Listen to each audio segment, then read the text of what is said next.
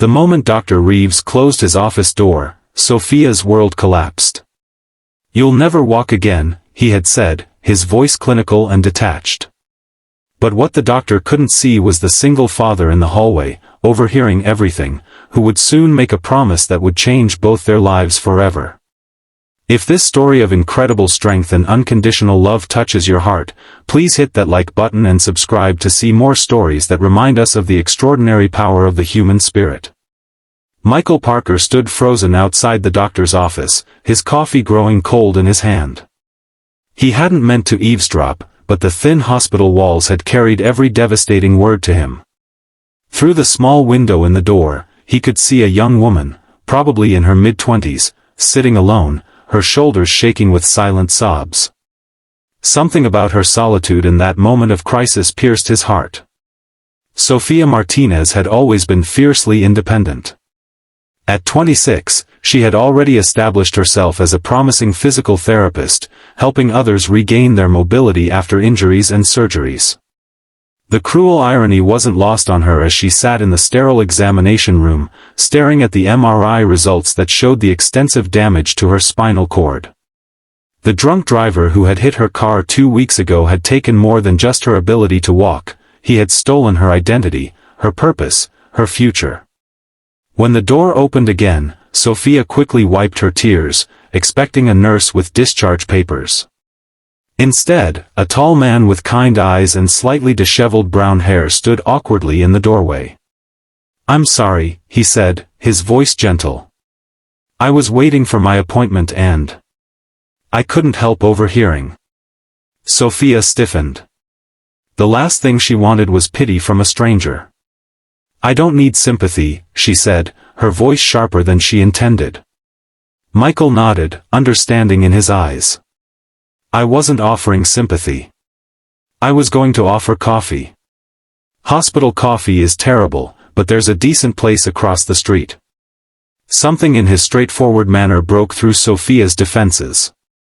Maybe it was shock, or maybe it was the desperate need not to be alone with her new reality, but she found herself agreeing. Michael helped her navigate the unfamiliar wheelchair through the hospital corridors. As they crossed the street to the coffee shop, Sophia felt every bump and crack in the sidewalk, obstacles she'd never noticed before. The world had suddenly become a maze of inaccessibility. Over coffee, Michael shared his own story. He was raising his 8-year-old daughter, Emma, alone after his wife had died from cancer 3 years earlier.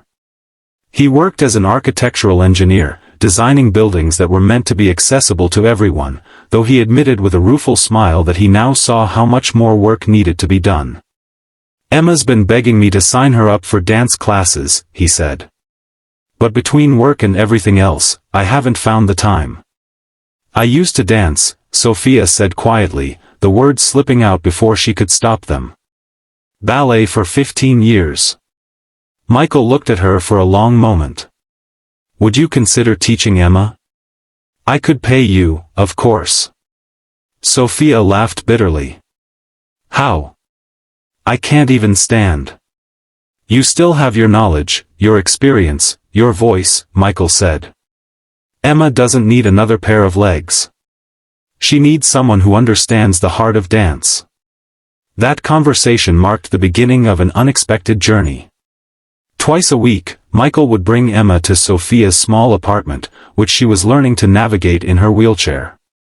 At first, Sophia felt like a fraud, demonstrating arm positions while Emma did the footwork. But the little girl with her father's kind eyes and boundless enthusiasm never seemed to notice or care. One evening, after Emma had mastered a particularly challenging sequence, she threw her arms around Sophia's neck. "You're the best dance teacher ever." Sophia caught Michael's gaze over Emma's head, and the warmth in his eyes made her heart flutter in a way it hadn't since before the accident. As weeks turned into months, Sophia found herself becoming part of their small family. Michael built ramps for her apartment, installed grab bars, and modified countertops without being asked. When Sophia mentioned missing the park near her old physical therapy office, Michael surprised her by taking a day off work to drive her there. "Why are you doing all this?" Sophia asked as they watched Emma feed ducks at the pond. Michael was quiet for a moment. After Lisa died, I was lost. Not physically, but in every other way. Someone helped me find my way back. I'm just passing it forward. The seasons changed, and so did Sophia. She started volunteering at a rehabilitation center, counseling newly injured patients. Her medical knowledge combined with her personal experience made her an invaluable resource.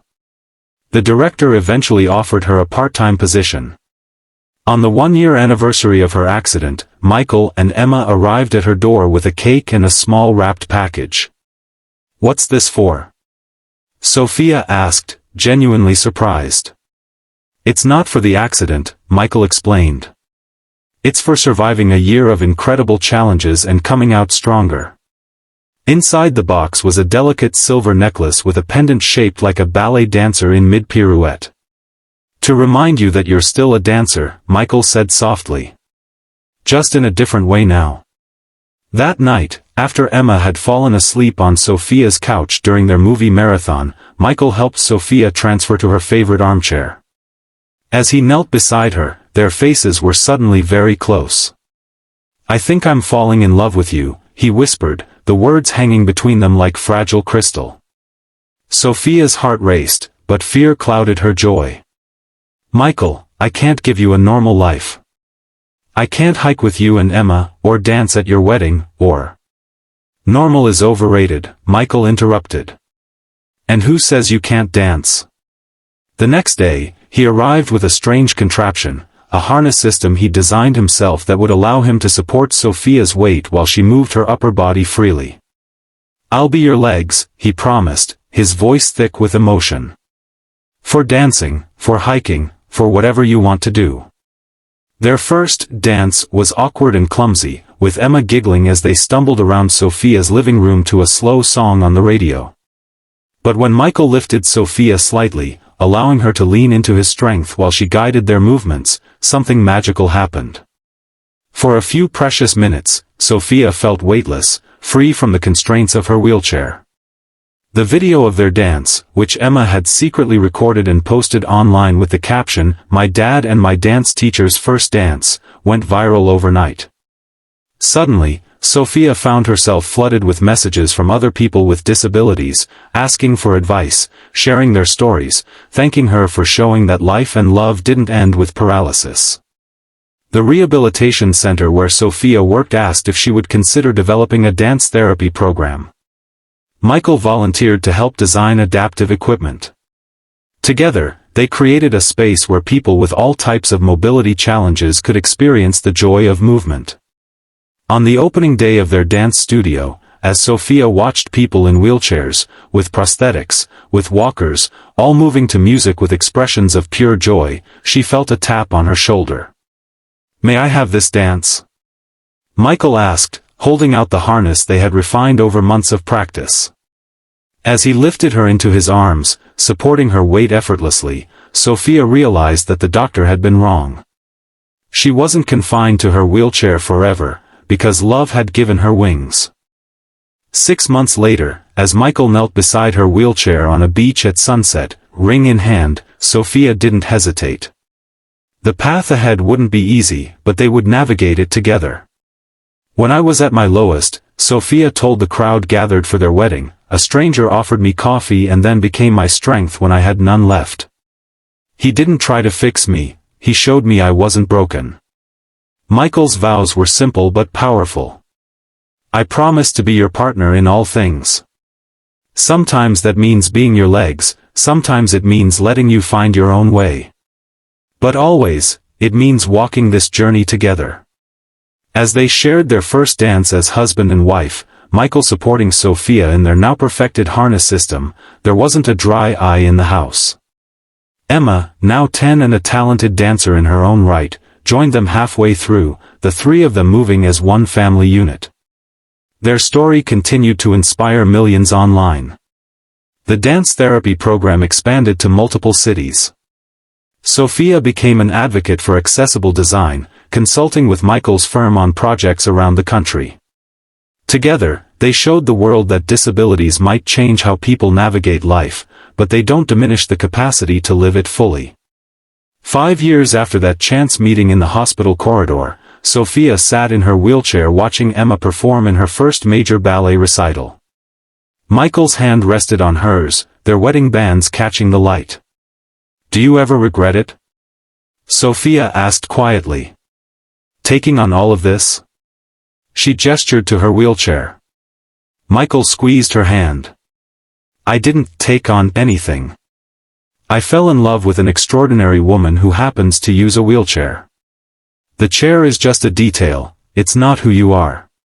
As they watched Emma execute a perfect pirouette, one that Sophia had taught her how to feel rather than just perform, Sophia realized that sometimes the greatest journeys happen when we're forced to stop moving.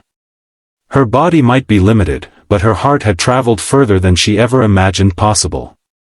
That night, as Michael carried her to bed, something he still insisted on doing even though their home was now fully accessible, he whispered the words that had become their mantra, "I'll be your legs."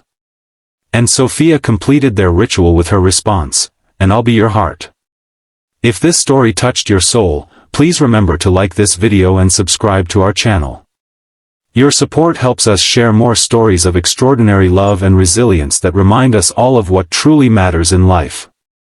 Sometimes the greatest strength isn't found in standing alone, but in learning to lean on those who love us enough to carry us when we can't walk on our own.